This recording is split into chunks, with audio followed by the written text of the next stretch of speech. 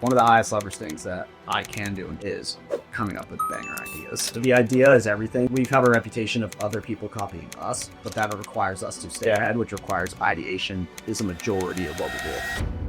In terms of it's just solving client sales problems. And how do you get ideas for what to write about for the clients? Is it voice notes they send? Oh no, that is a loaded question for us. So for us, when they onboard, the first thing that they do is they do about a 2 to 3 hour onboarding, which is 3 parts. That is, they are going to record a Loom and do a self-paced story interview and tell us their life story on how they got to where they are and how all their biggest wins and achievements, whatever. And we had a big questionnaire on that. Then they do what's called the IP extraction, which is 20-page plus extraction with questions where they have to answer everything that they know about their industry. That gives us a base of knowledge. Okay. Then they'll do an onboarding form, which is more or less goals, admin stuff. Then we do a kickoff call. Kickoff call is pretty admin. I could honestly get off the kickoff calls, but yeah, this is where anyway we can start mapping this. The reason I ask is some people like in some of the similar space, they're like, oh yeah, we do like a weekly call where we get new ideas every single week, or the clients have like a channel where they can send a voice clip, so we have to. I think it's the dumbest thing that any ghostwriter agency could do. I don't know about your other clients, but our goal is to make our clients money, and for them to make money, they need to get leads, and in order to get these, they need to go viral. Yeah, and we do not go viral. Yeah. So you give me your opinion, so I have a box. Yeah, and then within that box, I'll do whatever I want. Yeah, and the hooks, the whatever. Our clients, you know what to do. You should be telling me what to post. Yeah. I do have clients, so they do send us ideas. Right. They do send voice notes if we ask. Especially I'll say within the fitness niche, we have to get more collaboration because there's science.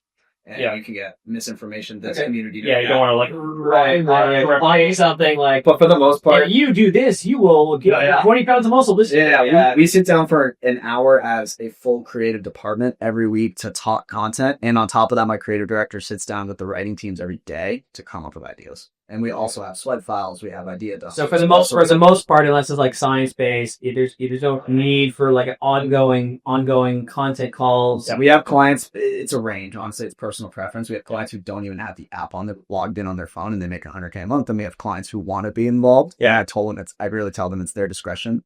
But yeah, one of the highest leverage things that I can do, and actually Jeremy was just telling me this, is coming up with banger ideas. Yeah. I think the idea is everything. And like, we've had a reputation of other people copying us, but that requires us to stay ahead, which requires ideation is a majority of what we do. To get more like, would it be entire week personality, entire week sales, or no? How would you sort of describe the ideal week? So it definitely depends. Like a lot of clients, it's very standard. Like it depends on the niche too. Like we know that like for certain niches, majority top of funnel virality will be good. There's also some clients who are like almost exclusively niche stuff. Like for example, like exclusively how to do vending machines, and then like a case study thread sprinkled in here and there. It also depends on like if they have a lot of case studies and they can replenish case studies often, or if they have case studies where the person wants their story information shared. So like it's case by case, but We'll typically weave it in depending on lead flow, what works, and generally, those two things. No, makes sense. And if they need follower growth, we're going to obviously go top of all. One thing that I was just saying to Ryan is like, if I could think of like having like week types, like, hey, we just had a really big week because he had a really top of funnel thread go really viral, so we had a lot of follower growth. Mm-hmm. So this week we're going to do like a personality tech week.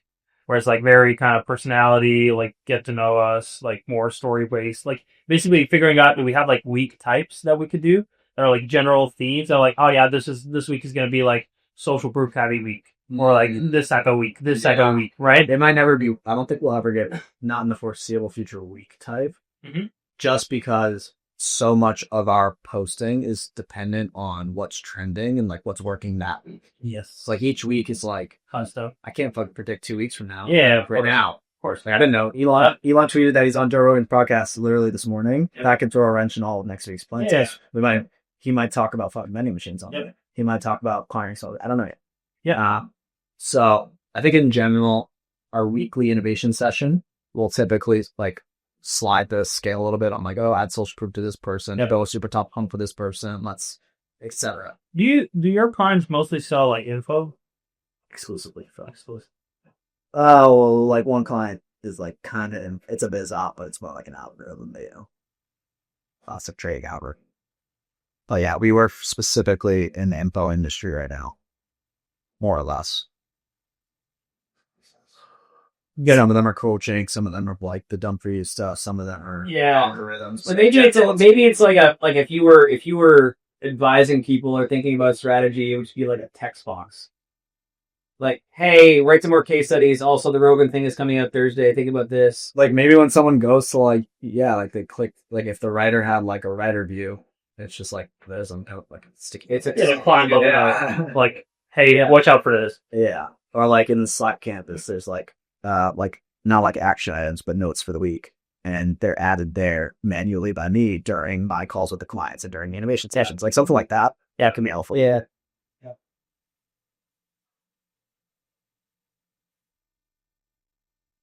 Would it be valuable to have? I mean, one of the kind of things you mentioned is like notable things that could affect social media for your clients. That it strikes me that that's like kind of a thing that you kind of hear about, but I wonder if there's Like, what do you mean notable? Well, okay, so what I mean is like imagine a report that gets delivered to your inbox every Friday. It's like, hey, ChatGPT, tell me the like cool events in the space that are happening next week. So we have So you have like how do you do that? So we have the early starting functions of this, and I'd love for it to be better, but we currently have RSS Slack feeds set up. Yeah, and I'm on like a free trial plan for it right now, but it's an RSS Slack feed that gets RSSs from the top news publications in any given niche, top YouTube channels that we add, podcasts, etc. Like I would love a JRE one. So like right now, the health and fitness one sets Huberman Lab clips, Dr. Mike, stuff like that. Okay. The AI one has a bunch of AI. AI news. Yeah. Okay, so every I hired someone who sorted the rundown, and it was his idea. Okay. Same with Amazon. Like I have all of Amazon news here, Amazon earnings, Amazon AI news. So I think this is early stages, but I think it can be way better. And also, it just needs more. So the kind of things you would pay attention to. I mean, what we would need is like the parameters it would be to pay attention to something versus just this is a Yeah, I think the parameters are viral post about it on social media is probably the big one. Because I think one thing that I've noticed with these news feeds is like they're okay, but a lot of it's about doing nonsense, in my opinion. Okay. So if you had a like it's only appealing to me if it's gonna go viral. Right. So you want to know basically about things that have already gone viral on social media in the last week. Yeah, but not just Twitter, because right now, like, there's the issue is that if we did just Twitter, our clients dominate most of those niches. Not most, but like a lot of the niches. Okay, so like your own I think it'd just be our thing. Right. Like it's just gonna be a paradox. Okay. So it needs to be other social medias too. So yes, Twitter, but also Instagram, YouTube, TikTok, like stuff like that.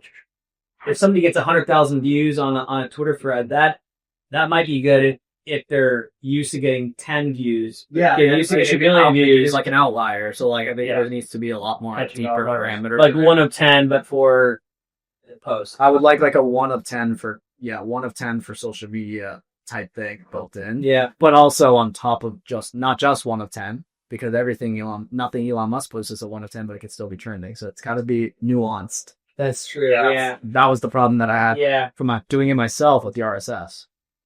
Yeah, so it's really anything that gets potentially over like the threshold for that industry. Yeah, I think so. Something that makes this possible. Something that's like basket weaving gets 10 million views. That's a fucking amazing thing, right? Yeah. Whereas if something that's AI related gets the same views, it's like, you remember that guy that went viral for quitting being a neurosurgeon and moving to the mountains? We wrote threads about it. Like that, I would love to be notified sooner. And I mean, I want to be second early first. Like I feel like before I'm watching. Yeah. You know what I mean? Like I want to be first. Yeah. So we're essentially journalists. So you want to be the first Twitter thread about a topic that's viral, hitting. I want to make something viral on Twitter. Yes, but I also want to know if something's going viral because like my clients are expected as big person brands to talk about something that's big in their niche. So it's like we want to almost like break stories on Twitter specifically and LinkedIn. And I think it's possible that something goes viral on YouTube and then we break it on Twitter. Yeah. Right. It goes viral on Twitter. I'm happy with that. Yeah, you get sometimes like cross pollination where something goes viral on LinkedIn, but then like you can bring it to Twitter and vice versa. Yeah, and we get some posts that flop on Twitter, go viral on LinkedIn, and vice versa. This kind of reminds me. There are some universal bangers. We had a client that like their entire thing was taking stories from Reddit that were like ask Reddit like these crazy things, and then just making them into TikToks with the like RuneScape things, like You know the Minecraft Reddit story where it's like a story. They find out thousands of those a day. thousands. That were like what? Like I don't know, we do thousands, and then every so often they'd have an e-com brand that would say, "Hey, can you like take your basically your audience and like pump my thing?" Mm-hmm. And it was And they would create like, for example, Tabs, like the sex chocolate was their client. So they did like not safe for work Reddit stories, and then like Tabs would sponsor, and then it would be like Tabs by Tab. Some interesting threads. So and basically their method was taking something that was already popular on Reddit and breaking it on TikTok.